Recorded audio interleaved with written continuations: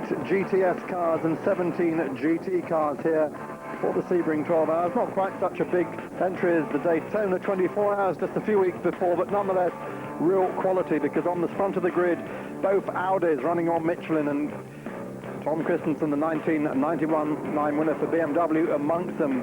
The two Paynoses taking row 2 there, David Brabham and Johnny O'Connell, their starting drivers. Row 3, Ferrari Judd, would you believe? Yes, the Doran team has put a Judd engine in their Ferrari, the Lister Ferrari, and Cadillac taking the next 3 places back from there. There's those BMWs, there's Lola, and there's the only Riley Scott in the race.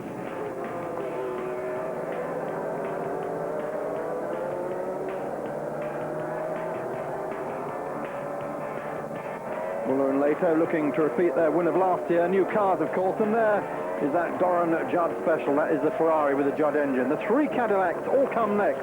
The 2 North Star cars, and then the Dam Motorola car for Collard, Bernard and Sanso, the car that a week after this race was due to be racing in Barcelona in the Sports Racing World Cup. The Johansson Reynard we saw at Daytona, and alongside them the Multimatic Lola from Canada. Reynard and Lola again, just showing how these British manufacturers are coming on in sports car racing. And as we said, real absence of the Riley and Scott chassis now, the all-conquering car of all time. Lola Chevrolet, first of the GTS cars there, the second place car in the Le Mans 24 Hours, Justin Bell, Ron Fellows and Chris Neefel, and then the Dodge Vipers, the winning Viper there, run for a raker. The rest of the grid stringing out behind around this circuit, and this really is going to be a classic race if the quality of the grid and the closeness of qualifying is anything to go by. First of 12 rounds, as we said, Silverstone and Nürburgring both on the schedule this year, and the ALMS will finish in Adelaide on New Year's Eve. Eurosport, though, will be live at Silverstone on May the 13th. So 42 cars, get right down to the bottom of the field. The 2 MCR Porsches bringing up the tail there as we're waiting for starters' orders. Green flag just about to fly. They're all lined up neatly in those ranks. The 2 Audis, the 2 Paynos, the 2 BMWs. 10 o'clock in the morning, they've got 12 hours of racing ahead. The flags fly, and Frank Wheeler goes straight into the lead in the new improved version of last year's Sebring and Le Mans cars. Dindo Capello second, Johnny O'Connell third, David Brabham fourth in Paynos, Bill Albelin for BMW, JJ Leto for BMW filling the top 6. And they come on to the, what is the infield section, past the Zoo out on the left-hand side. That's where all the spectators are, the rowdy ones. They have their campfires at night, they are singing songs, they're drinking beer, and it's called the Zoo for obvious reasons, but it's Frank Wheeler at the moment. Audi's multiple touring car champion leading the field in these Reinhold Just run Audi's beautiful looking cars. The 2 Paynoses and the BMWs. Frank Lagorce in the Cadillac behind them going wide. Oh, he's gone very, very wide indeed, and almost loses that 7th place to the Didier Tays-driven Doran Ferrari, and the Lola there tucked in right there as well. So the field streaming round this first lap here.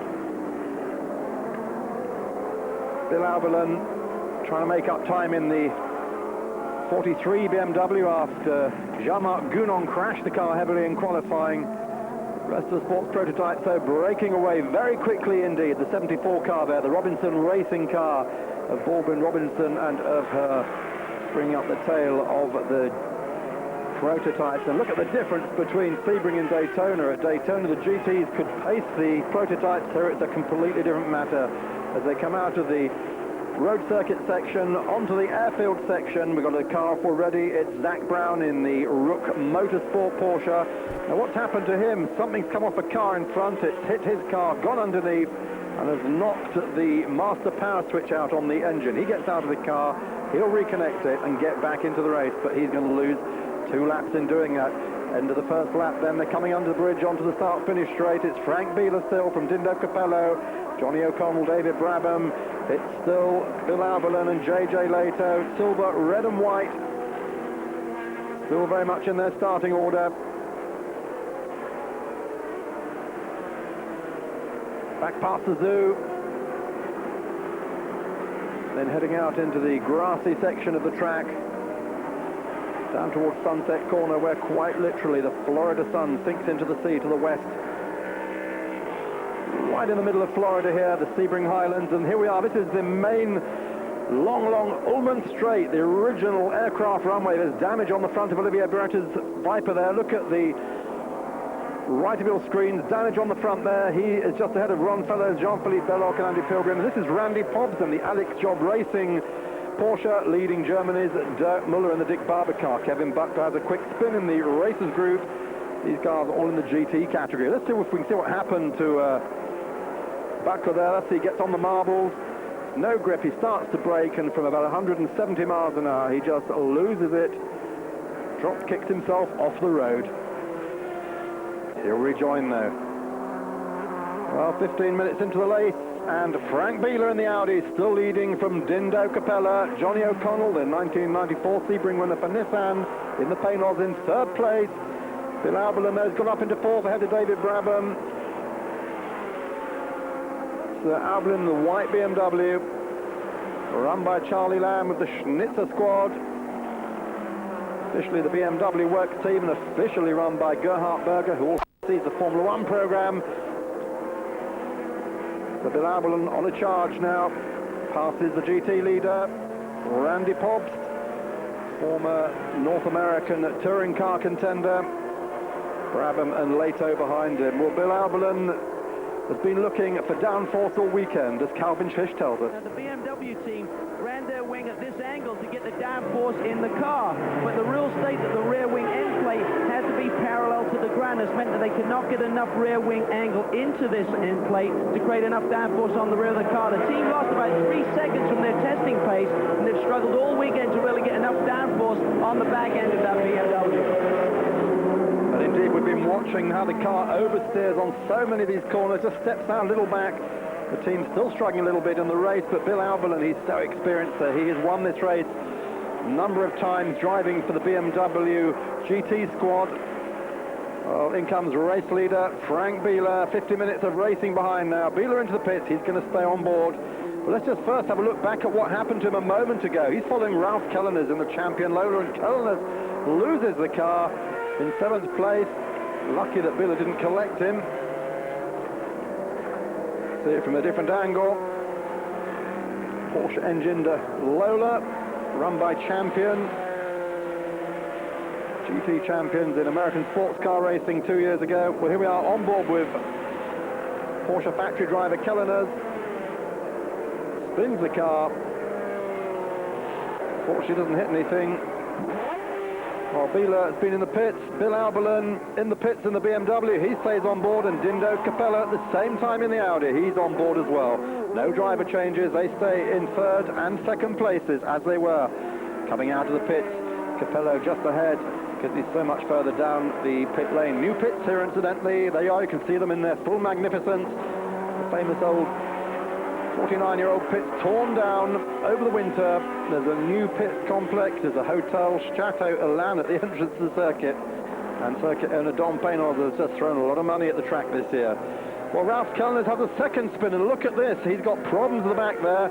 Bodywork flapping. There's rubber chunking out from under the car. He's going to be heading for the pits. Find out exactly what the problem is with that Porsche engined Lola. J.J. Leto into the pits then. He's in 5th place.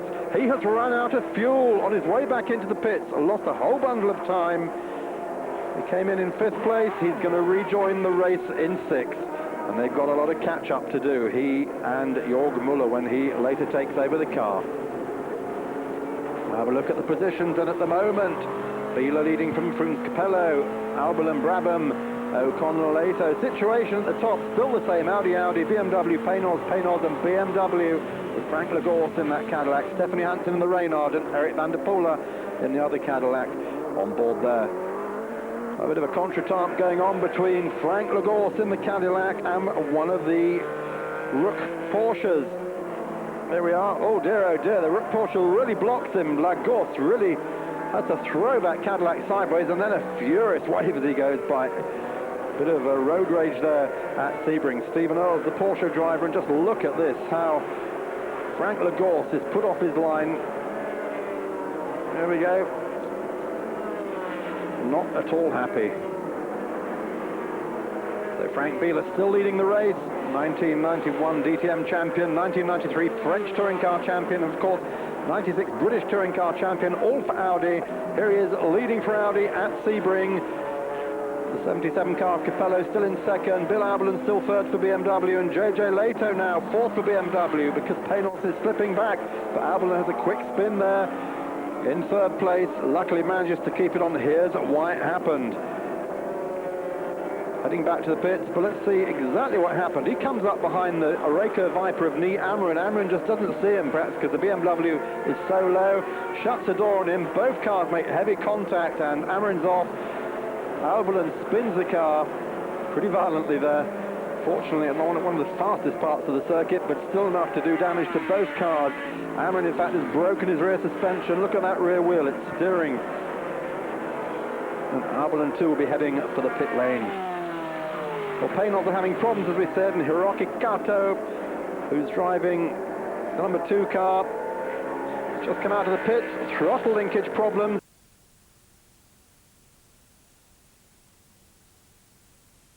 At the moment, the Cadillac making its debut this weekend. The Panos, incidentally, now with V8 in-house built engines. Biela's in the pits then, handing over to Tom Christensen, the 1995 Le Mans winner, the 1999 Sebring winner. But they got ignition problems and they lose time. So although Tom Christensen's ready to go, they can't get the car started. And after nearly 2 hours of racing, they lose the lead to this man, Dindo Capello, who has yet to make his first driver change. Well, the public are loving all of this. Very enthusiastic spectators here for the spring break. In comes the Audi. Dindo Capello handing over to Michele Alboreto, the 1997 Le Mans winner for Just Racing in the Porsches. Alan McNeish will take the car later. The BMW of Albelin in the pits. He hands over to Steve Soper, but there's quite a lot of damage from that collision he had with Nii Amrin. So they're looking at left front damage. And Alboreto keeps the lead from Christensen, not Leto's BMW, Magnussen in the Panos, Soper in the BMW, Wallace in the Cadillac, Johansson in the Reynard. Well, we've had 42 stop now for the second time. Leto's changed to Jorg Muller, and this is a battle for the lead between Jan Magnussen, who suddenly finds himself in the Panos in front from Michele Alboreto. The first time in the race that Audi has lost the lead. Magnussen starts to push the rather ungainly looking Panos ahead, front engine of course, as opposed to all these other rear engine cars. Here we are again, a chance to see the passing move. Magnussen just outbraking Alboreto. Alboreto a little circumspect at the moment. They are reporting some tyre problems on this car. Well, Hiroki Kato and the other Panos still having a lot of problems. He's in the pits and he's had throttle cable failure again. The car's been pushed away as the other Panos, this number 1 car of Magnussen, starts to build out on its lead. So Panos finding a chink in their own armour at the moment, as Frank Frown in the Corvette C5R is also in trouble. Front end of the car's having to be replaced. This isn't the pole position car, it's the other GTS car, sister car to the one Justin Bell is driving. And in the meantime, the Vipers are leading the class. Daytona 24 hours overall winner Carl Wendlinger now on board. Absolutely no problems at all for the Oreca cars. All 3 of them running like clockwork. Only upset by that collision that Amrin had. That rear suspension was fixed and he's still running strong. Magnussen in the pits then. Refueling though will cost him the lead, and Michele Alboreto will be out in front of the Sebring 12 hours. Problems for the Johansson car. Guy Smith on board at the moment, the young British Indy Lights driver. He was in 6th. The Judd V10 has blown, and there'll be no repeat of their finish at Daytona a few weeks ago. Well, let's go on board with Wendlinger's Viper. Here's the lead battle. About 2 Audis out front again. Michele Alboreto just leading Tom Christensen. Christensen has just made fastest lap of the race, and he's running down Alboreto. And indeed, Christensen takes the lead. What a great comeback. after their earlier problem, but he's going to have to make a pit stop a few minutes later, and he will lose the lead again. So at this stage of the race, we've got Christensen in the Audi leading Alboreto in the Audi. We've got Jan Magnussen in third place, Steve Soper in fourth place in the BMW, Muller in fifth place in the BMW, as Pierluigi Martinez, Raffanelli, Lola Judd is pushed behind the wall, power steering failure. In fact, they're right in the paddock now. He and Mimo Sciattarella out of the race before Didier de Rodriguez can even drive the car. So 9 hours to go, 3 hours run. Magnussen not leading, it says third. As you see there, it's Christensen, Alboreto first and second, with Magnussen in third. In fourth place, we have Soper and then Muller. Join us after the break. Hours coverage, you join me, Mark Cole, as we look at Andy Wallace in the 7th placed Cadillac North Star, out of the race. A big accident. I think we see the tail end of it at the end of the Ullman Straight, the longest straight on the circuit, 170 miles an hour. Rear suspension failure pitches the Cadillac off the track, and he is lucky not to smash into the retaining wall at the end. When we see him come into the picture, he's already hit a wall further up the track. Wallace, though, walking away from what he said is the biggest accident of his career. That brings out the first full course yellow, and the likeable British driver Andy Wallace, the man who's won Sebring, who's won Daytona, who's won Le Mans, walks away to fight another day. Well, after the first full course, the green flags fly for the restart, and of course this has given Jörg Müller the chance to make up nearly a lap after pitting during the yellows. You remember he and Leto delayed earlier when Leto ran out of fuel. Battle for second place going on.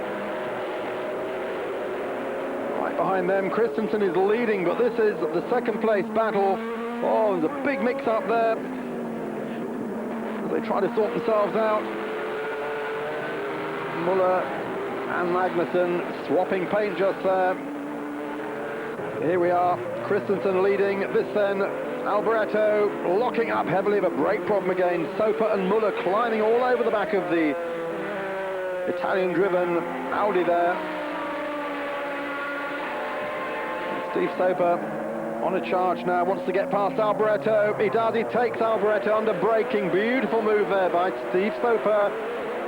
This man has got style, he's got class. Moves into second place. Alboreto there has got all sorts of problems. He's locking up all around the circuit as we saw. And indeed, he flat spots the tyre which blows. And he is heading back to the pits now. Bodywork damage when that right front tyre exploded. Did quite a lot of damage. Here we are, we see the moment it happened. He locks up once too often. The tyre goes, it does a lot of damage to the front of the car. And a new nose is called for as he makes it back to the pits, losing almost one lap. New nose, new driver, it's Alan McNeish, Porsche's 1998 Le Mans winner, the Flying Scotsman on board now. Car's in fourth place, dropped behind the two BMWs. Here's Max Angelelli in the quickest of the Cadillacs in fifth place.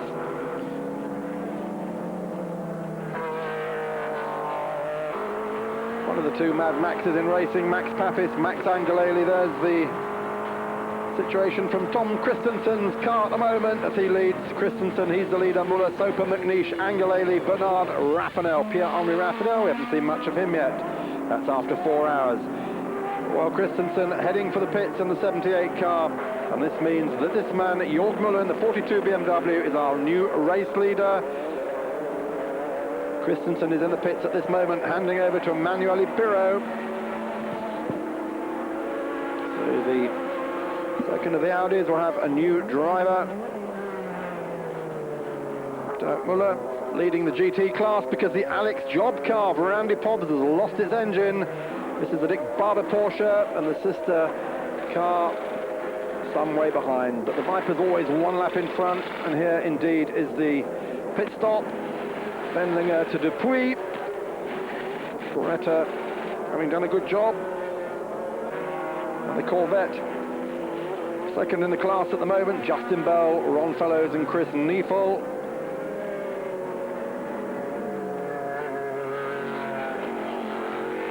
Meanwhile, the Cato Panos has had its throttle linkage repaired, gone back to the track, but it's still having problems. Car will eventually be out for good. So JJ Leto and Jörg Müller, after further pit stops, leading. Here's Leto back in the car. Leto from Pirot, from Gounon, McNeish, Angelelli, Raffanel, Collard, Baldi, Schroeder and Carl Wendlinger there, leading the GTS class so handsomely. Well, we just saw on board McNeish putting Angelelli a lap down. Nice pictures there from the Cadillac after 5 hours of hard racing.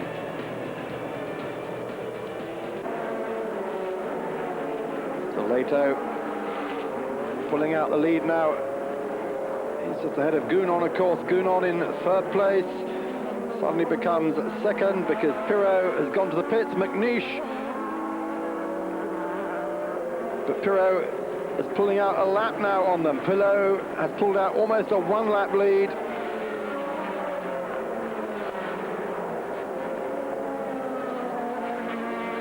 And the fight is on between McNeish and Gounon, and there's the moment at which McNeish passes Gounon for third place. So Pirot leading, Leto second, McNeish now third, Gounon in fourth place. Well, Gounon is about to be called up by race leader Emanuele Pirot in the Audi. And Pirot about, well, he has just in fact just lapped him. So Pirot takes that place away from Gounon, takes a lap away from Gounon. There is the slow motion repeat of what happened there. Pirot, Audi's 1996 German touring car champion and twice Italian car champion for the manufacturer. So it's 6.5 hours remaining. It's Audi, BMW, Cadillac, Panos and Viper. Now Pirot's just gone into the pits. And JJ Leto back in the lead. This is just how close it is. Every time anyone stops, the whole leaderboard changes. This really is what endurance racing is all about, and it doesn't come much closer than this. Frank Bieler in the Audi is rejoined in second place now. In sixth place. A little bit further back behind them, a car we haven't seen much of this afternoon, Didier Taze in the Doran Run Lister Ferrari Judd. Here it is in the slipstream of Leto's car. There it is, the Lister. That's a Ferrari 333, perhaps one of the most wonderful sports cars of the last 20 years, and they've put a Judd V10 engine in it. Well, the purists are horrified, but the car appears to be working at the moment. The only Ferrari in the race, which 2 years ago they won. Well, Cadillac coming out of the pits. Wayne Taylor now on board. The team has had a long stop to fix a broken steering column. The car's dropped back to 19th. The sister car, the Motorola Dams Cadillac Northstar, is already out with clutch failure. That was Collard, Bernard and Sanso. That's why I haven't seen much of them. They're out of the race as leader Leto now tries to get past Jean-Marc Gounon.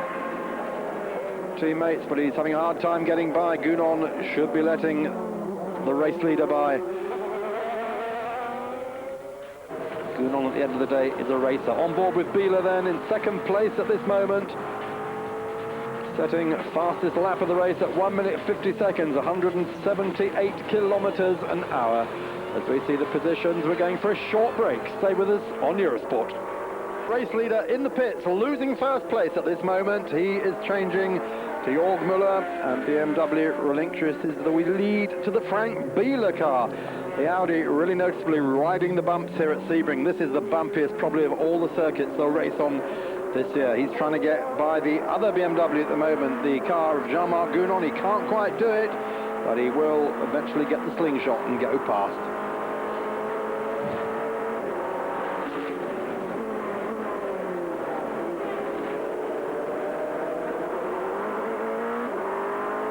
So on board with the race leader, as we pick up with David Brabham in the other of the Paynoses. It's the only remaining one, but he has got shock absorber problems. and the car is not handling as they would wish it to. So the Brabham Paynolds in traffic with the Corvette still in 10th. The second GTS behind them is the GTS leader, the Viper, which is in 8th place. So there's the positions at the moment: Biela, Muller, Capello, Gunon and Brabham. Brabham in 5th place in the Paynolds, but still slipping back. Our GTS leader, Olivier Beretta, now on board from Dominic Dupuy, sharing the Daytona winning car with Dupuy and Wendlinger, and they just have not put a foot wrong in this Hugh de Schonack run car. The car has had 23 wins since this time last year, looking for its 24th win. The Corvette of Neifel struggling with misfire now.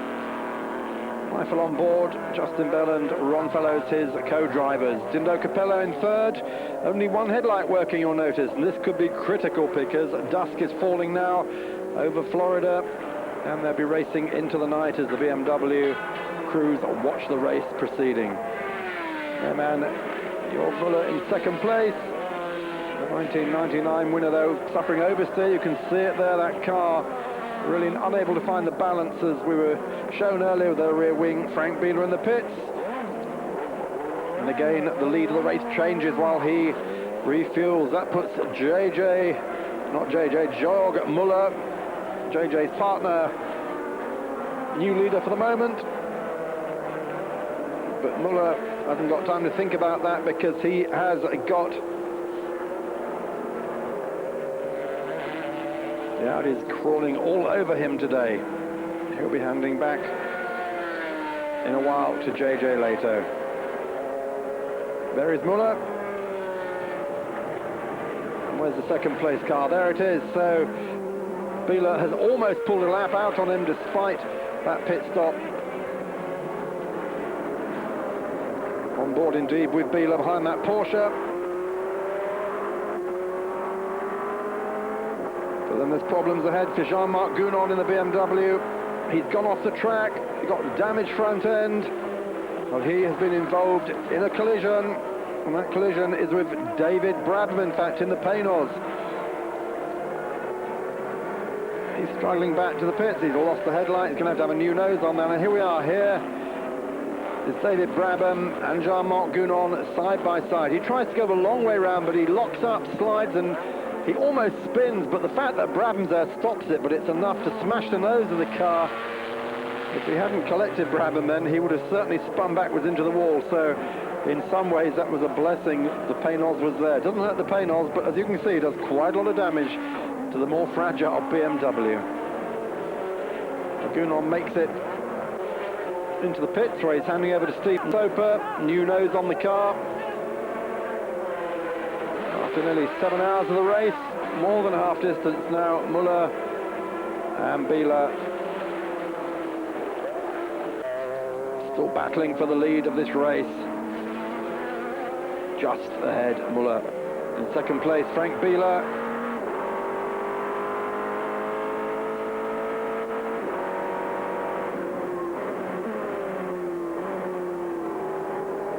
Held up for a moment by traffic. Biela gets a run. He appears to have the momentum. Can Biela make the pass? Down the long Ullman straight.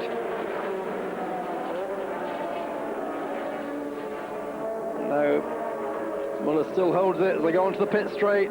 Under the bridge there. Snetterton with palm trees. Oh, now Biela's got it. He's alongside. No, he tucks in behind in the slipstream down the pit straight, takes the inside line into the first corner, and Frank Biela puts the Audi back in the lead of the race over last year's winning car and driver, the BMW of Jörg Müller.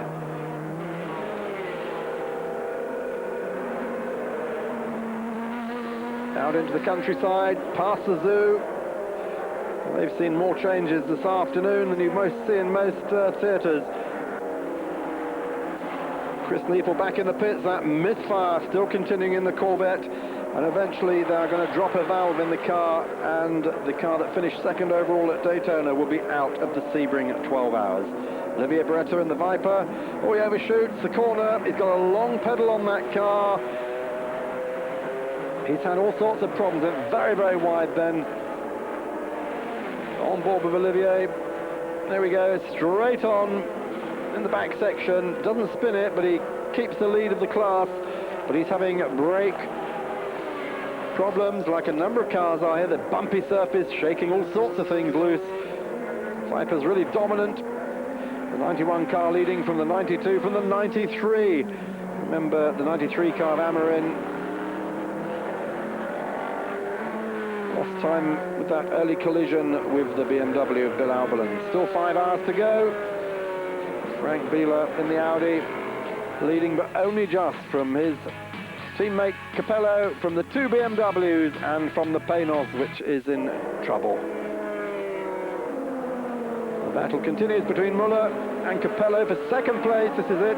Muller second, Capello third, and just look how the Audi can ride the bumps. The BMW is all over the place, but the Audi appears to float here. They have really got the suspension right for this track, but what's good for Sebring won't necessarily be good for the Le Mans 24-hour track.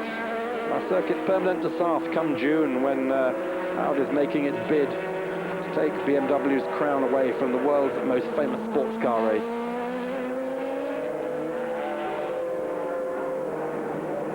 Capello having passed Muller. Back to second in the pits. Frank Biela back in. He's in for a new nose. They've had problems there, but there's going to be a more important thing to do. They've got to bleed the brakes. Fuel and tyres go in, but also the team picks up a 20-second penalty. There's too many men over the wall. They change drivers to Tom Christensen, but that is going to cost Biela and Christensen time, and surely this is going to put the Capello Audi in the lead of the race. Indeed, they do take the lead of the race. Well, he does, Capello, sharing that car with Alboreto and McNeish.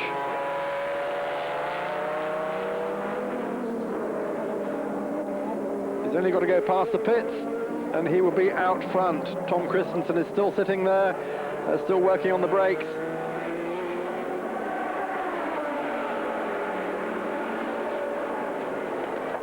And so Capello takes the lead in the 77 Audis. He comes past. There's now 3 cars on the same lead lap. Capello in the Audi, Christensen in the Audi, still sitting in the pits, and JJ Leto in the BMW. Can Leto get past before Christensen comes out? He's still there. They're still working on it. Now he comes. He's just going to hang on to second place, it looks like.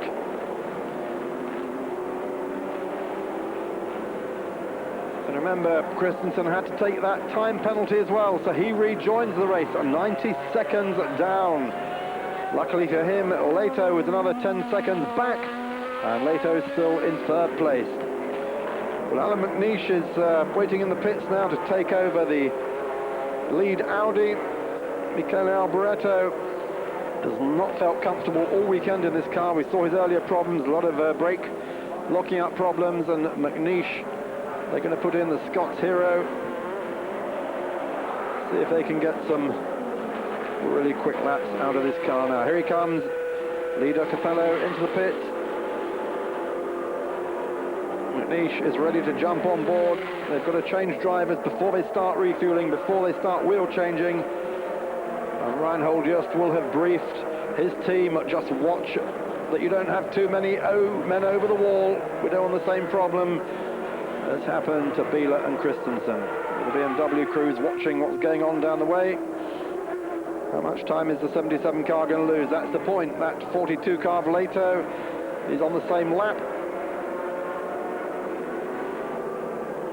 Drivers are changed, the team waiting until Capello steps back, knowing that McNeish is ready. There we go, they get the whistle. The work can go on. Well, here's Leto, still second. Can they get that Audi out onto the track before Leto comes by? There's a bit of traffic holding Leto up. He's now going onto the long Ullman straight. Here he comes. If he can get past the pit lane exit before McNeish has left the pits, he will be in the lead of the race. But no, McNeish has got the car fired up already. Here's Leto coming onto the pit straight, but McNeish is already up and away, out of the pits, and he keeps the lead of the race for the number 77 Audi. There it is, there's the difference. McNeish just that much, half the straight length ahead of JJ Leto, and the battle continues as darkness really does fall now over central Florida and the Sebring Highlands. Great drama here at Sebring,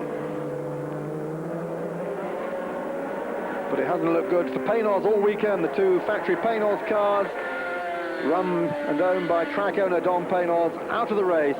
Blown engine for Jan Magnussen with that new in-house V8. Both Paynos is out, and they'll be taking a few bottles of wine at Chateau Hollande tonight from Don Paynos' own vineyard, no doubt.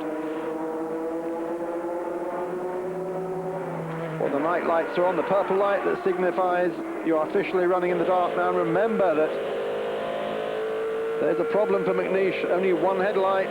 We're actually on board with Eric van der Poel at the moment in the Cadillac. He's running in 8th place. There we are, confirmation of that. McNeish, Leto, Christensen, Albelin, Magnussen, still in the ranking, although he retired. Dominic Dupuy in the Viper up to 7th overall. And we have Luc Leur leading the GT category after the Alex Job car dropped out earlier, so all looking good up front. But there are still 3 hours to go. We're going to take a short break, and we'll be back for the finish of the Sebring 12 hours.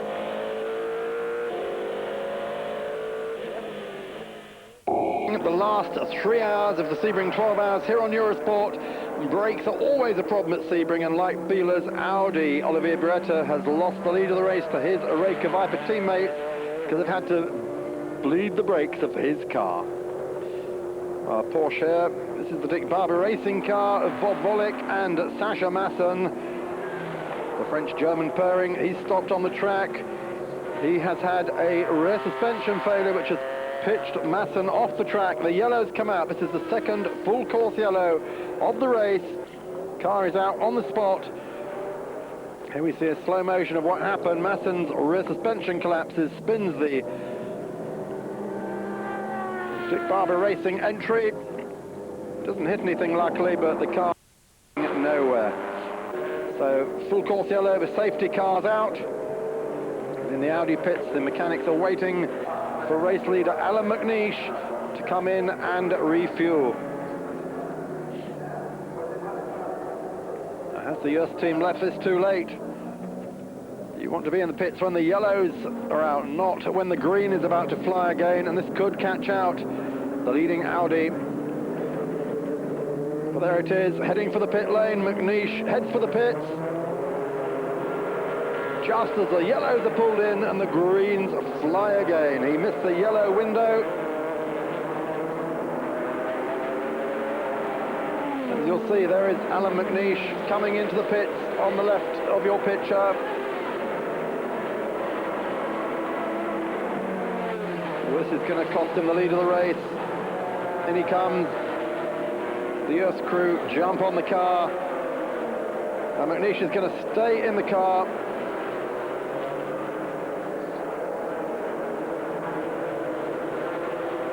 They've decided to leave him in. Michele Alboreto sitting on the pit wall. He's not going to rejoin the car. As we said earlier, he's not comfortable about driving it. McNeish is out of the pits. And back into the race. Now, would you believe he's still leading the race despite that stop, but it's down to 52 seconds. It was 90 seconds, so he's lost a bundle of time, but somehow it's all fallen back into his lap. But remember, he's got problems. He's only got one headlight working. There we are, and that is a big problem. And his brakes are getting worse and worse and worse. Now have a look. You can see in the dashboard sometimes a light flashing. That is the brake warning light, and he's getting a long, long pedal. He's having to pump it. There we are. There's that light we just saw flashing there, the red light. And a lot of locking up now, something you never see Alan McNeish doing, but he's got a sick car. And he's got a one-eyed car. Here we are, look at this, locking up there, slow motion replay. As he goes into the first corner, he is really having to work at this. Well, Jean-Marc Gounon is not far behind him in the BMW. He's still in 4th place. Oh, and a big moment there for McNeish, who just really caught that car. Here is Gunon. Fourth place in the 43 BMW. There's Emanuele Pirro in the 78 Audi, the one that was leading much of the race, leaves the pits. Michele Alboreto left in the pits, wondering, is this car going to get to the finish? It's certainly still leading for the moment. If anyone can drive a sick car, it is Alan McNeish.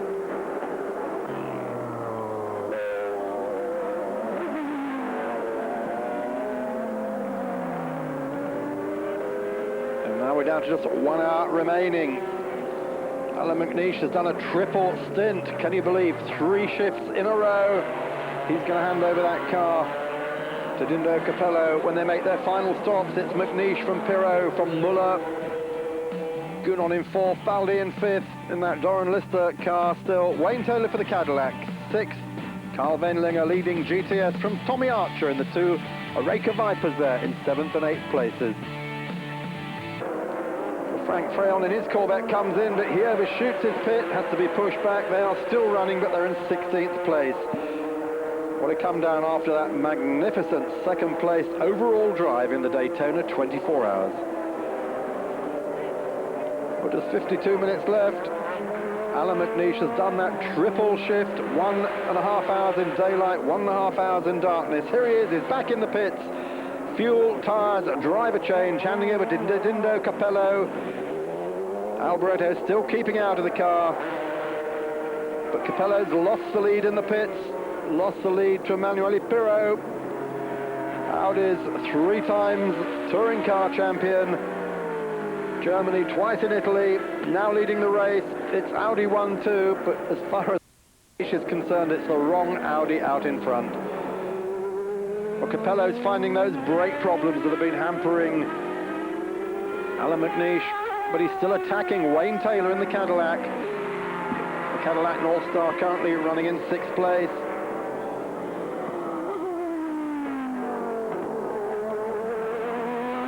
Look at that. That is so close. Those cars all but touch.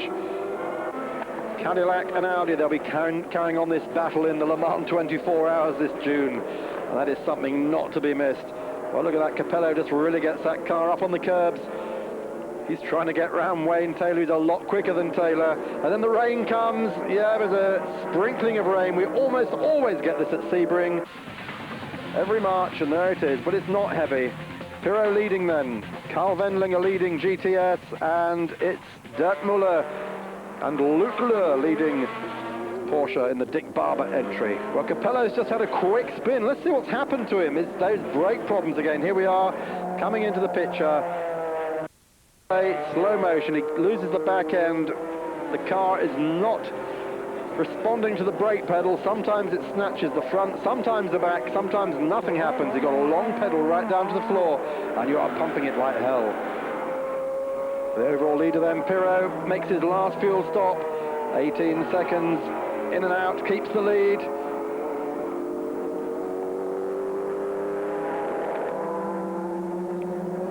Just 3 and a bit minutes left now, and the tension really is rising. Tom Christensen, amongst others, absolutely biting his nails. There he is, the man who won for BMW last year. He's only 3 minutes away from winning for Audi this year.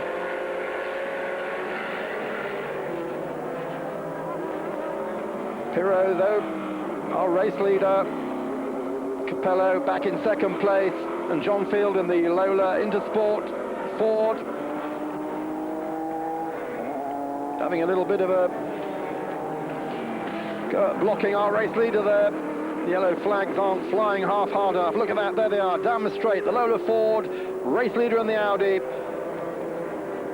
And eventually, the Audi gets through. But just look again at this moment as they came down the end of the straight. This is definitely road rage here at Sebring.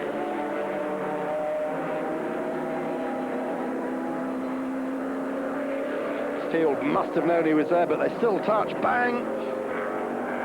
And Field's on a straight thing. Well, just 1.5 minutes to go, and because of our earlier problem When JJ later ran out of fuel, Muller is going to have to make a splash and dash. He's heading into the pits now. There he is, and he's heading out again. 1 lap down on the Audis. Gounon is 2 laps down on the Audis in 4th place. So we have, at the moment, Audi, BMW and BMW as the checkered flag flies to end the 48th. Sebring at 12 hours. It's a famous victory for Audi. Manuel Pirot, Frank Bieler, and 99 winner Tom Christensen take the victory. It's the first Team 1-2 since Nissan in 1991 at Sebring, and it's the first time since 1968 that the 2 front row starting cars finished at 1-2 in this race. But behind them, it's a formation finish for the Vipers. Wendlinger wins GTS from Tommy Archer and Jean-Philippe Belloc, the first Viper win at Sebring, incidentally. It's their 23rd win in 12 months, including Daytona 24 Hours, Le Mans 24 Hours, and Petit Le Mans. So what a great performance by the Oreca Chrysler Dodge Viper team.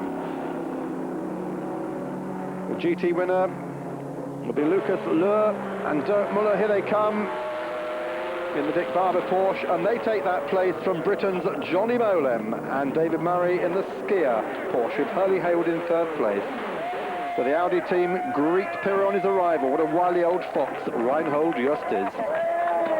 Last year we came as beginners to learn, and it was quite difficult, you know, to see all the others go away. And in 12 months we've learned a lot, and we're very, very happy. And I think the thing I liked the most was the applause of the BMW guys when I was passing by. Thank you.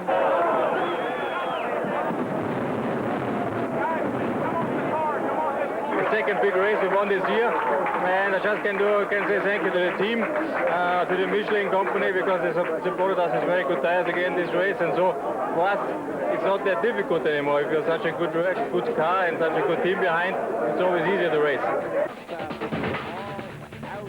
Well, there are the results. They are, of course, now official. 360 laps, 30 more than BMW went last year.